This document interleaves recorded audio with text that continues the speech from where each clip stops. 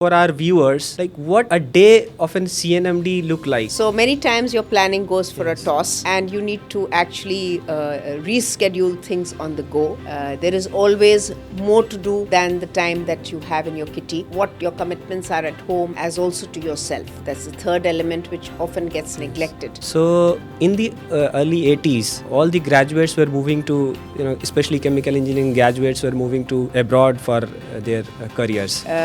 But somehow I wanted to stay in the country, and the feeling of serving the nation was very strong. Ma'am, how was the transformation from that hand design and then to using a software? The India Energy Week, the ATI, is going to be on a high point on EIL's execution capabilities. Welcome back to EIL Samvaad, where we are in conversation with our chairman and managing director, Ms. Vartika Shukla, exploring her journey of transformative leadership. So we have ventured in several new areas. EIL has ventured in several new areas like biofuels, in fact, nuclear sector, defense, many other things. So particularly, I'm going to ask you about how is green business for EIL is, how do you look at it, and where should EIL, invest or rather, spend more time pursuing businesses than the other sectors. So I think it's very important for us as we go forward to know exactly where we know the transition, Yes. how it's happening, where are the focus areas, where are the areas which can stand alone on their own feet, where capexes will be invested by the owners, and where there will be hand holding, subsidies, VGFs, etc. So we distinguish between these two. EIL has the wherewithal to go into any new area, and that's our strength.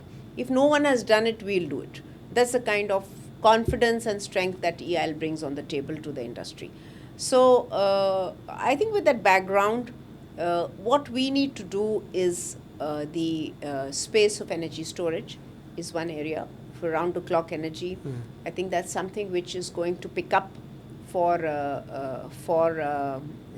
times to come, Yes. where costs will come down, and we should be in that space, either as an engineering solution provider or with kind of a collaborative arrangement for technology. Yes. Either of the two, both are, or both of the two. The second area which I see is extremely necessary that we continue to be is sustainable aviation fuel, because that sector is going to grow tremendously in terms of Product takeoff. where we have to meet our obligations for CORSIA. That is another segment where we can do tie-up of technology, or we should at least, we are already in engineering and project management and all, but that's a strength area and will have a space to grow because of the obligations internationally. I think the third area which we need to focus very much upon is bringing the green solutions into projects in terms of engineering, in terms of materials. I think that's something which many of the private sector clients would really like for us to offer. What is it that we bring into reducing the carbon footprint of urban infrastructure? That is something which will pick up in times to come. And the fourth is the nuclear segment where we have entered. There is huge potential there. We are already there. We are looking at tying up technology partnerships for semi-modular reactors internationally. That is another area which holds huge potential of engineering services, because some of these areas could be more of capacity building, but definitely the nuclear sector holds a lot in terms of execution potential, in terms of volume of projects that we can actually get. True. So, ma'am, now we'll come to your leadership journey in the helm of affairs as chairman and managing director of EIL. So, as CMD, you coined a term, every year that now we'll do innovation Yes. focus areas particularly. Yeah. So, for example, we started with year of transition, then innovation, collaboration, transformation, and now the year of sustainable growth. So, despite all the project execution challenges and nitty-gritty of work that EIL does, how, kind of what came into your mind, and what was the, that spark, or what was that, kind of trigger point that, propelled you to think about that then we can have these things, you know what made you always think like that? So it's not something which was overnight, and it wasn't random. Let me tell you, in hindsight, I had a very clear understanding of what my puzzle pieces are, and how to fix them to make a whole picture, and that was very well thought out. Yes. I will share with you now. It was very well thought out, and when I went for the interview for the chairman position, the structure in which I presented was quite embedded in my mind. I had worked upon it for months together to put it all together. And luckily, I was on the board of EIL as Director Technical. So some of the changes that I wanted, or I thought was good for the company, I had already put in motion. Be it modularization, be it conversion of the desalter technology into supplies, and be it smart plant, end-to-end smart engineering. So many of these, changes were already put in motion, anticipating that I would be given the opportunity to lead the company as well. So when I presented in terms of the strategy, which I share with all of you in terms of the pillars of growth, that we should be looking at to begin with, and how we have grown over the last 4.5 years, 5 years on that. It wasn't, for me, it was very clear as a leader. I was very clear as to how to go about doing it. More than 90% has been done. Maybe 5-10% has been missed out in terms of entering the EPC segment, in terms of doing acquisitions, investments, which could have done inorganic growth for us. I think these are the two things which needed more ambition, more collective Efforts. Collective solutions, which is sometimes a challenge and very risky also sometimes for an organization. So that apart, the other segments that we have built in terms of global expansions, in terms of sectoral diversification, capacity building, talent retention, talent built up, a lot of HR interventions that we've done for our people, a lot of, like I always say, my job is twofold. I need to bring the outside in and take the inside out. So the attempt has been to expose our people to what's happening to the world and bring the best of the world to EIL. And that way, how we have now the trust and faith of a lot of global clients, and that we have been recognized in terms of our delivery, technical strength, project management abilities, I think is a testimony of the fact that pieces of this puzzle have fallen in place. Your efforts are reflected in the business numbers that we have right now. Yes. We achieved the highest order book position in the year 24-25, Right. roping 8,214 crores, which is highest ever. And now we stand at 16,000 crores. As in, it's a kind of mind-boggling for us. And at the same time, it presents certain challenges, like how to realize these order book position into our revenue streams. Right.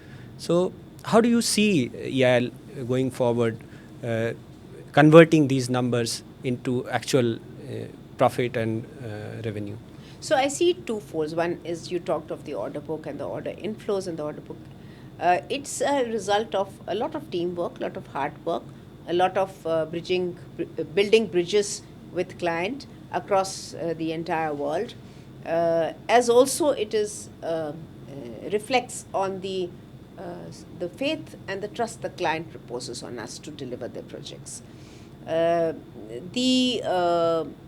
It's never been for us in terms of the numbers just get added up, but what our strategy is to win the job. What is it that we need to do? That is more important. How you need to convert an opportunity into something which is converted to a business win. I think that is very important, and in that, I think the teams and I've been very fortunate to have great teams work on it and work with me to make this happen.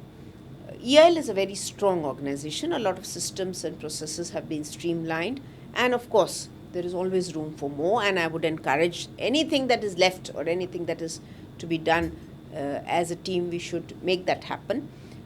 Project execution is, of course, challenging in many fronts on the current situation in terms of people availability, material availability, and so on and so forth. But the best part is EIL has a beautiful system, beautiful processes. Even beyond that, a great workforce, extremely talented and extremely driven. So, please also remember that this big order book that we have, we are delivering with the same number of people. So, our output per person and our revenue per person is on the rise, which shows that internal efficiencies have been actually institutionalized. True. So, going forward, these projects will definitely, they're not going to be easy. No project is easy, no customer is easy, no territory is easy. But I'm very confident that with the support and the agility and the malleability of management, willingness to change, adopt, improve, it would not be easy, but it will not be impossible. We need to meet these targets. We need to accomplish these projects. We have great relationship with our stakeholders, our suppliers, our vendors, our contractors. I think that is a unique thing for any company to have and cherish. And if EIL management requires something from anywhere across the world, people listen. True. That's our biggest strength. So putting all this together is, I agree, it's not going to be easy, but it's not going to be impossible. And win we will. And we will complete all the projects on schedule, for sure. Yes, ma'am. So is it similar? The strategy should be similar. What should be the strategy for an international assignments like mega projects of Dangote that we got, the fertilizer complex, as well as the refinery project? So should EIL change the strategy for project implementation for international client or domestic clients, or our approach should be same for both? It can never be same. Even within the country, even for domestic public sector clients, our strategies have to be different. For international segment, it has to be different. For private sector, it has to be different. And I'm very proud to share that people have aligned. Initially, there is always a hiccup in the sense of how you want to work for it. Like we are working for the Dangote group. It's very different strategy. I mean, every day we have a conversation as to what we are delivering. So the output has to be immediate. So the demands are different for different clients, and we need to gear up and also change gears as and when we handle a client. The international clients are extremely important because their word in the industry across the globe matters for us. Yes. Our goodwill and our delivery will take us a long way if we do it well. So the word of mouth matters a lot in international arena. So that's extremely precious to the company, that we hold our prestige and our delivery be on the right side of client. That's extremely important. So, ma'am, we strengthened our Abu Dhabi office recently. So it's like 150 plus employees are stationed there. So did you face any challenge in scaling from where it was, or what was the major lesson that you learned from out of this activity? So whenever we scale up anything, we need to have you have to work both sides. You have to work top down and bottom up. Both approaches are important to any scale up, any transition, any change. So in the Abu Dhabi office, we had great support from our Honorable Minister and Ministry. We have, as a nation, great relationship with UAE, and that helped a lot in pushing our agenda through to those who mattered in ADNOC. And our teams did brilliantly in terms of delivery. to our clients. So that goodwill of the clients plus the messaging which was happening at a G2G level, I think, both of them had to converge. And that's what has happened. They have converged into a strong office. This is again a strategy. If we were just to work and deliver, we may not have got the traction. Or if we had just approached on the top layer and our people had not delivered, it would have also failed. So it was both a top down and a bottom up approach. Both the approaches had to be adopted for that office to make it happen. And that's what I realized in my first visit in 21 itself, that it cannot be, and the third element is the people. And the change that we did in the office in terms of the ease of life commensurate with international standards for the families, for the people who work for us.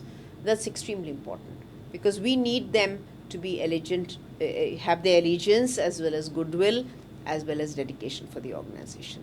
That is how they will stay with us. So that part of the soft part of people was the third element, which was extremely important to rebuild that office again. I must talk about our Mongolia refinery project. It is a challenging project in terms of the difficult terrain and the climate condition. So now it is at the advanced stage. So what challenges did you face in advancing that project? Because it was a kind of, the project itself is a very different mode of execution and the financing is different. Yeah. So what was the challenges that you faced in advancing that project? So Mongolia has little to do with project and project management. It has more to do with relationships. Okay. And we rebuilt that project with relationships. We rebuilt that project with them having trust in the way we did contracting, in the way we did procurement. And it was both the Exim Bank as well as the Mongol refinery who believed EIL as to what EIL was suggesting was the right way in the sector. And we revived that project accordingly. So doing such projects internationally, even if it's not a line of credit project, any international project, it's extremely important to listen to what they want, to make sure your bridges are not burnt. You build more bridges instead of burning some. So Mongolia was not so much as a technical or project management challenge, more of a relationship challenge, particularly since this was driven by the government of India, and it was very sensitive right up to the top echelons of power and responsibility. This was an extremely sensitive project for us. So having built that relationship, I think, ironed out 99% of our problems. So this project was all about relationships, I would say, because we as a company are good on many things.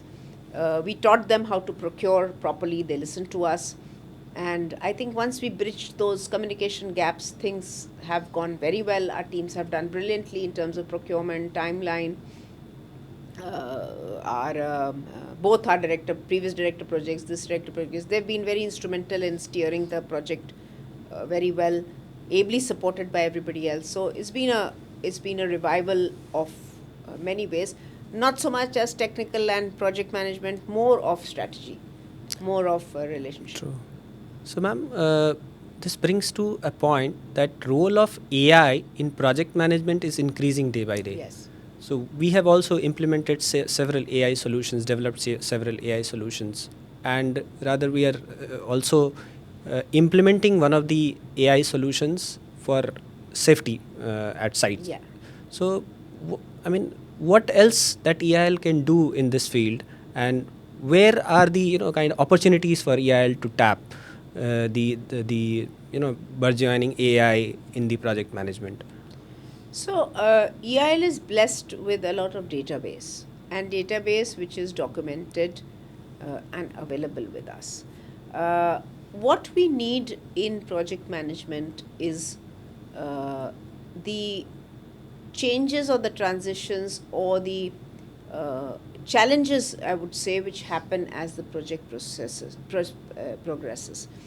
These are very dynamic, and to benchmark the dynamism of change in terms of the critical paths, or the challenges which could happen, what if scenarios, risks, metrics for the project implementation through learning from other projects. That could be one area wherein we can use that database, although that database will not be very wide in terms of putting even an SLM in place, I would say. But I think that would be something which could help, us identifying bottlenecks or delayed delivery or delayed arrest delays in projects, because our primary objective is to arrest delays in project. Again, we need a lot of data, we need a lot of real-time data, a lot of historical data to benchmark and kind of train the model to kind of project something. So it's all about training the model. As much as we can put into the AI tool, as much we can get out. I think that's, to my mind, one thing which seems to be a good opportunity which can be worked upon. More working towards application of AI in the improvement of systems, processes. Yeah, more like identifying use cases where we can do better, or highlighting where we can do better. Supposing there are 10 projects where some particular element of execution was what delayed the project, maybe not as a whole but in a particular, let's say, 6-month period, but this phenomenon is repeated in several projects. So if we can map that, at least we will be proactive in knowing, yeah, we have the 11th project or the 21st project or the 51st project where I need to look at these 5 parameters because they are going to be hurdles in this project. So that if there is a tool which can help it, I'm not quite sure whether this data sets will be sufficient to do an SLM or anything, but it could be one of the areas which we can,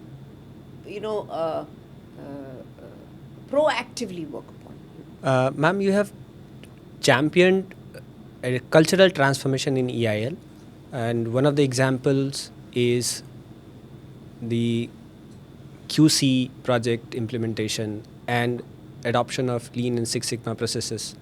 So, how does that from where it came actually to your mind? Yeah. So as a leader, I think a leader has to, first of all, should know the potential of the people or the talent or the resources that one has.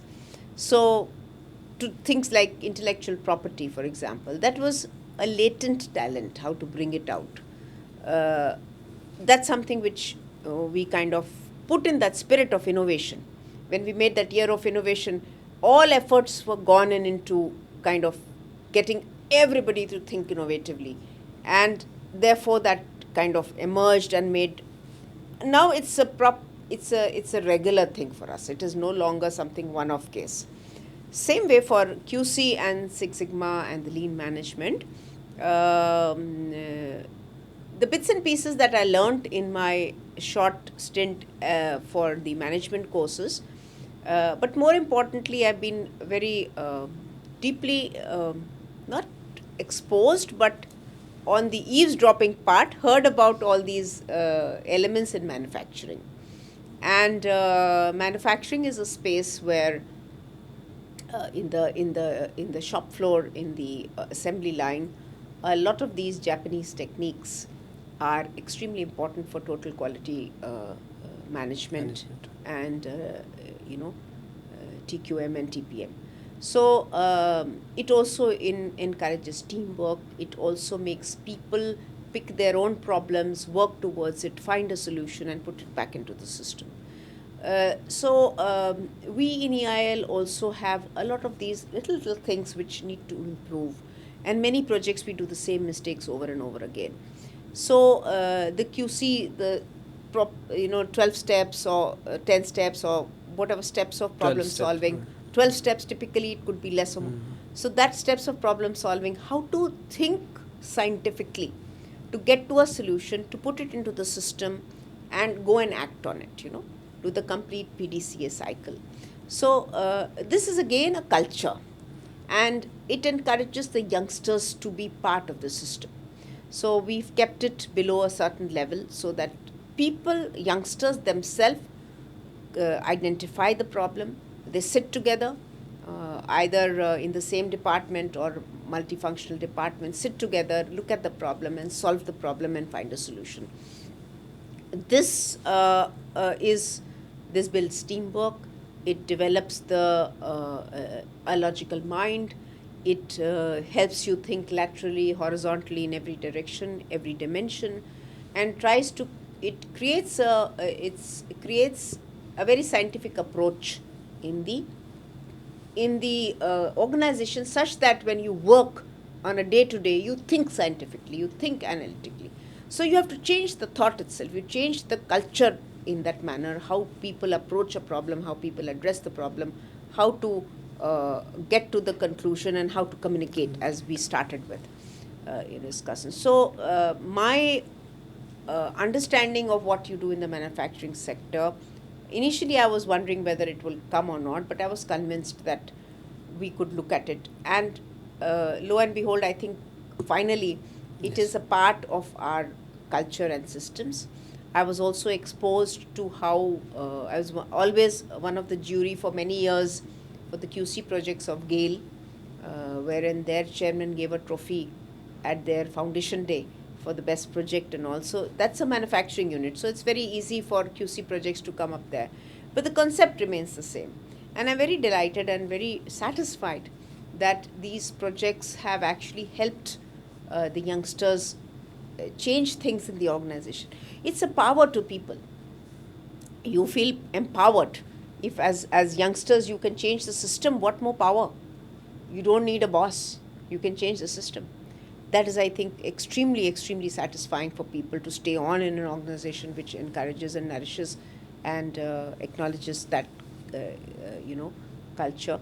Lean is again very good for us. We've thrashed out everything digital. In fact, 2 days back, or in fact this morning also, when I was filling my superannuation drop down, the HR manager Anupam told me, "Madam, you told us to cut all paperwork. This is all digital now." It's very satisfying. So all the paperwork, except barring for one which needs for GST purposes, we've cut down all the paperwork in the organization through the mechanism of lean.